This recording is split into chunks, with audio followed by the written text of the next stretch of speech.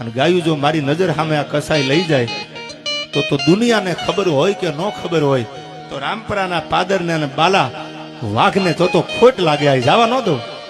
અને સાહેબ કસાઈને કહેવામાં આવ્યું પણ કસાઈએ પડકારો કર્યો તો હાબદા થઈ જાવ, અમે ઝાલેલું મૂકવા વાળા નથી.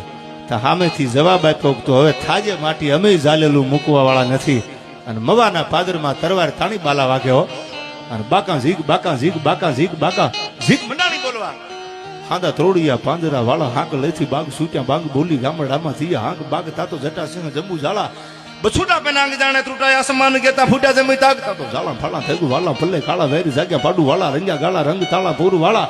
એ આવું જા ધીંગાણું મવાના પાદરમાં બાકા ઝીક બોલવા મંડાણી.